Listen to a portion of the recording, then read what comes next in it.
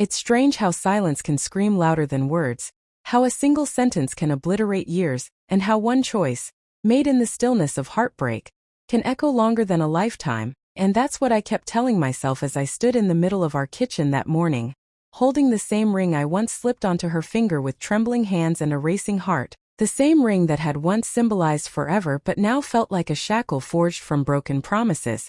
Because hours earlier, when I had finally found the courage to open up after weeks of noticing her fading smiles, distracted eyes, and late-night work calls that never made sense, I sat her down and poured everything out, every thought, every fear, every desperate hope that maybe we could fix what was unraveling, that maybe I was imagining it all, that the coldness in her kisses wasn't real but just fatigue or stress or something reparable, something human. But when I was done and vulnerable, expecting maybe a tear, a conversation, or even just a hug, she leaned back, folded her arms, looked at me with a gaze so devoid of warmth it froze my spine, and whispered 5 words I never saw coming.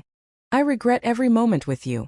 And for a second I actually couldn't breathe, like the air had been vacuumed out of the room, and the sound of the clock ticking above our fridge suddenly became deafening, as though time itself was mocking me. And I stared at her, hoping she'd laugh or say she didn't mean it, but all she did was stand and walk away, like I hadn't just handed her my soul on a silver platter. And I sat there for another hour, numb, trying to figure out when exactly the love had died, when her touch had stopped meaning what it used to, and most of all, when I'd become so blind to her apathy that I'd mistaken cold tolerance for commitment. And in that moment something in me cracked, not like a clean break, but like a fault line slowly giving way after years of pressure. And I stood up, walked into the bedroom we used to call ours, opened the drawer where I kept a velvet box not out of sentiment but denial, took out the engagement ring she once swore was her dream, and I held it in my palm as memories flooded me, her tearful yes in that candlelit restaurant, the way her fingers trembled as I slid it on, how she used to smile when people noticed it, how proud she once was to call me hers. And I walked back into the kitchen, found her sitting on her phone as if nothing had happened, and without a word I dropped the ring onto the floor, not tossed or thrown, just let it slip from my hand and watched it hit the tile with a soft metallic clink that somehow sounded louder than a gunshot. And she looked up, surprised for the first time in weeks, like she hadn't expected me to walk away, like she thought I'd beg or cry or fight to stay. But I didn't.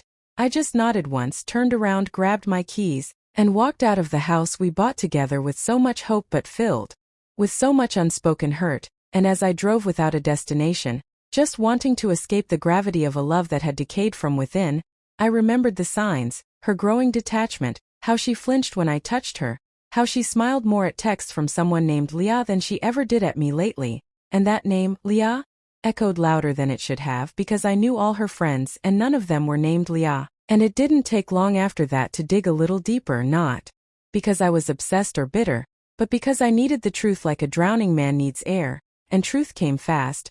Leah was short for Elian, her coworker, and a little social media stalking and a few photos with blurred backgrounds later, I saw them, laughing in a bar on a night she told me she was working late, his arm around her waist as she leaned into him in a way I hadn't felt in years, and suddenly everything made sense. The guilt she masked with irritation, the coldness she justified with stress, the way she weaponized my vulnerability to push me away. And the heartbreak was no longer sadness but betrayal, the kind that hollows you out and fills you with a quiet fury, not the explosive kind but the slow-burning realization that you were played, strung along while she had a backup plan, while she rehearsed her exit by devaluing every moment you gave her, so that when she left, it wouldn't feel like a tragedy but a relief, at least to her. And I stopped the car, pulled over by some anonymous roadside and screamed, not because I wanted her back but because I hated how much of me she still occupied. And for the next few weeks I disappeared, no texts, no calls, just silence. And it was during that silence that her messages started coming, not apologies, no, but questions, little fishing lines to see where I was, how I was, if I was okay, if I missed her. But I didn't bite, not once, because she didn't deserve even my anger anymore. And then one day she sent me a photo of the ring lying where I dropped it with a single caption. I kept it just in case. And I realized she wasn't mourning me. She was mourning the stability I gave her, the loyalty, the certainty, the safety net she'd tossed away thinking she'd never need it again. But when Elian ghosted her 3 weeks later, something I knew from a mutual friend who worked in the same office, she must have looked around and realized the pedestal she kicked me off was now empty, and she had no one left willing to carry her weight. And while she tried to rebuild what she'd shattered, I was already writing a new chapter, not fueled by revenge or bitterness but clarity, and every time I saw her name pop up on my screen, I felt nothing. No pain, no anger, just a strange kind of gratitude that her betrayal had finally cut the cord I was too weak to sever. And when I saw her months later at a mutual friend's gathering, she looked different. Not bad, just unsure. Like someone who realized too late what they threw away, and as she approached me, smiled that familiar smile and said, "Hey, you look good." I smiled back politely, nodded and said, "Thanks," then turned away because sometimes the best closure isn't a confrontation or a final word. It's simply walking away without needing anything more. And as I left that party, the last thing I saw was her standing there watching me go, her hand subconsciously touching her finger where the ring once sat. And I knew right then that I wasn't the one who lost, I was the one who escaped.